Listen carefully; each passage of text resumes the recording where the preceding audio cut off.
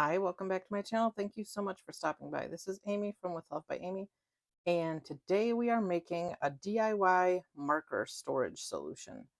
So, as you've seen in some of my prior videos, I have made several storage solutions with foam board. And this one is no different. It is basically stuff you have around your house.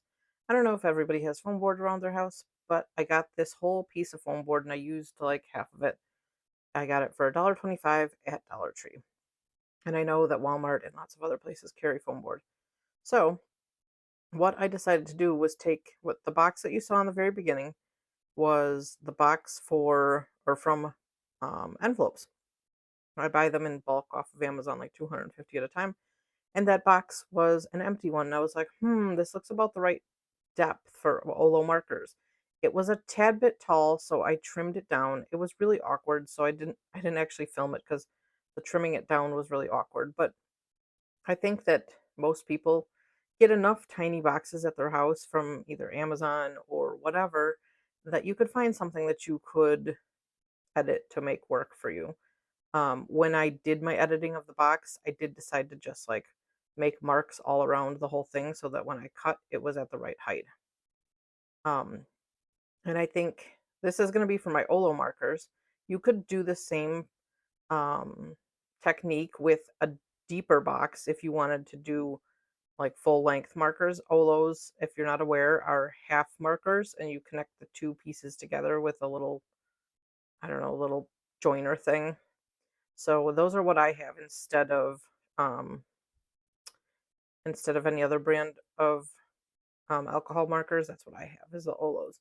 So I wanted some storage solutions so that I could see what colors I have and see what blends together good and stuff. And this is what I came up with, was making a little, like basically a display case for my Olo markers. I know that there are solutions that are available on the market that are very high quality and made with wood and stuff like that. And I'm not knocking those at all. I think they're amazing and I would love to be able to have one of those in my craft room. However, it's just not in my crafty budget right now, so I decided to make something that would work for me. And what I'm doing right here is basically figuring out how many pieces I need. And there I cut them all. Um, as you see here, I'm using to be able to cut the pieces. I'm putting the template down on top of the ruler, and then I'm just lining the ruler up, and I'm kind of like sandwiching the ruler between the two pieces when I cut it. Um, one thing I will say is when you cut your or measure your box, I would measure it at the bottom because the top is going to be a little more flexible, but the bottom is where it's going to get snug if your pieces are too big. So I would say measure the inside of the bottom of your box.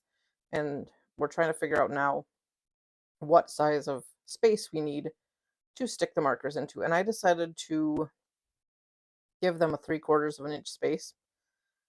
And so I made my marks for my cut marks every on 3/4 of an inch and a 1 inch because my foam board is about 1/4 of an inch thick.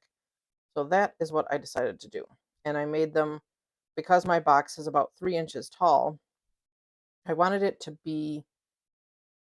fully mesh together. Like I wanted it to, go all the way back, all both of the pieces. So I made my little slits to join it together 1.5 inches deep. So the long pieces are going to be 1.5 inches deep, and the short pieces are the cuts are 1.5 inches deep. You'll see what I'm talking about if that doesn't make sense when it gets to assembling the box. But yeah, I as I progressed along, I realized that making the line for how deep the the cuts needed to be first was a good idea. So I don't know, it doesn't look like I did that here in my very first ones, but I made the first couple ones and then I stopped filming because I'm like, nobody needs to see me cut 8 of these or however many I ended up needing. Um, so yeah. And obviously the number that you need is going to vary based on the size of your box, but my box was about, I think, 9 by 6 or so. So that is what I decided to do, was just make it, like if you're making it for full length markers, um, you can vary it, you can play around with it. And the thing that I like the most about this is the foam board is cheap. If you make it and you're like, oh, this isn't what I thought it was going to be, guess what? You've only lost the price of the foam board, right? Because it's not super expensive. And that's the cool thing about playing around with the foam board and just like creating storage solutions like this is that when you kind of like jigsaw them together, I don't even know what the heck it's called. Whatever. I'm not very good at technical things. I can create things. I'm just not very good at technical terms or whatever. But when you jigsaw the pieces together or whatever it is, then it gets pretty strong. So I'm not the least bit worried about it breaking or anything like that once it's in the box. And um, I am considering putting little labels on the edge of the foam board so I know what marker is supposed to go in there. But at this point, I have not done that. I'm excited that they're all out on display because they're so pretty. This craft knife that I'm using is a retractable Tim Holtz craft knife. And I've had it for quite a while. I haven't broken a blade yet, which is awesome because the last craft knife I had, which is no longer available on the market, broke blades very, very frequently, which was very annoying for me. But this one, I don't think I've broken a single blade yet. And I've had it well over a year. But I would say that using a metal ruler when you're doing projects like this, like cutting the foam board and stuff, is a really good idea because I did use my wooden ruler a little bit and I got chunks taken out of it. So a metal ruler is the way to go. And when you're cutting the foam board, I've noticed that instead of trying to cut through the whole entire piece of foam board in one go, cutting like shallower cuts, like more shallow cuts, is better. So then it leads to a cleaner cut in my experience. And as I went along, I decided to just cut out, cut the lines and then go back through and cut the bottoms, or cut the bottoms first and then cut the lines and then flip it over because you never, at the bottom of the line, you never really get the back while you're cutting for some reason. Maybe because it's such a small space or whatever. But yeah, it kind of became more of like an assembly line the more I went along. So kind of just sharing my tips and tricks here. Like you can see that I'm going really slowly and trying to be very precise, but I'm doing lots of slow, shallow cuts so that I don't make a mess of it. And then once I'm done, I'll just fold it over and sometimes the lines didn't go all the way through the back of the paper either. So I had to like see where they were and kind of like go back over them. But I don't even know how long I ended up spending on it because, like I said, I didn't film the process of cutting every single one of these little dividers, but I would say each one probably took at least 10 minutes.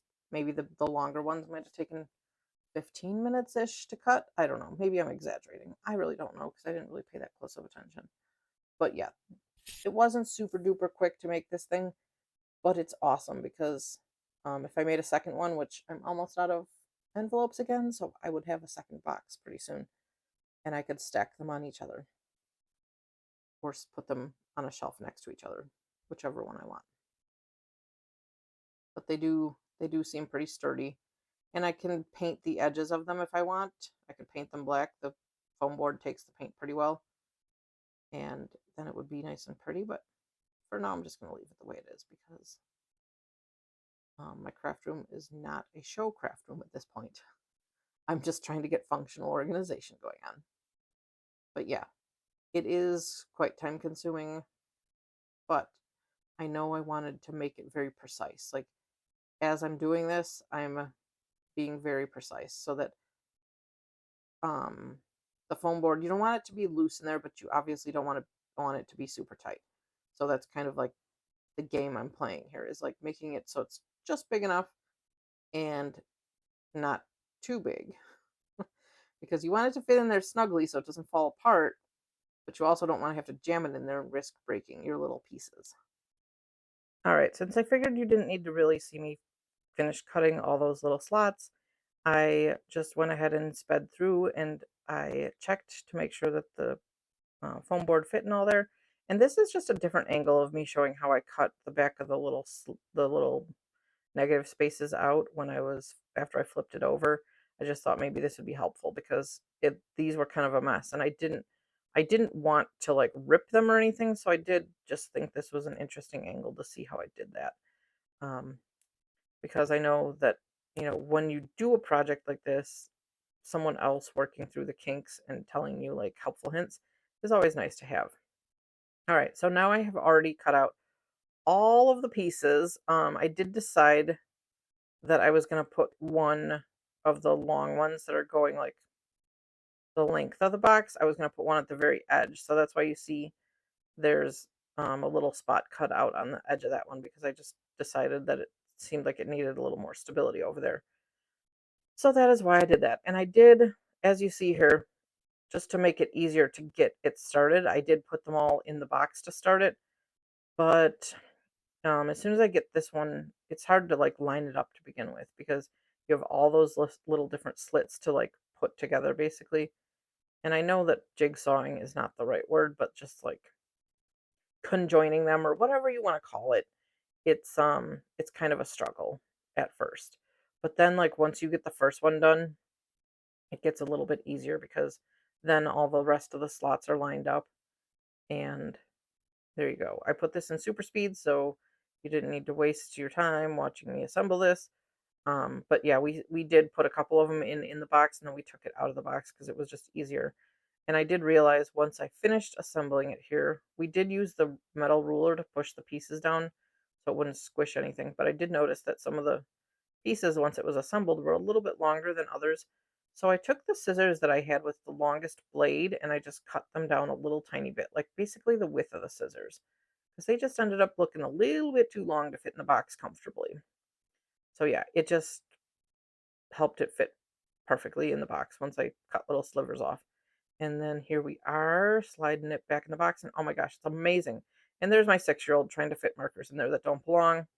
And here we are putting them markers in. I was trying to organize them in a nice color fashion, and little boy just wanted to put them in how he wanted. Let me know in the comments below if you'd make this. And here's your 5 seconds to Sonic. Thanks for stopping by. Have a great day. Bye.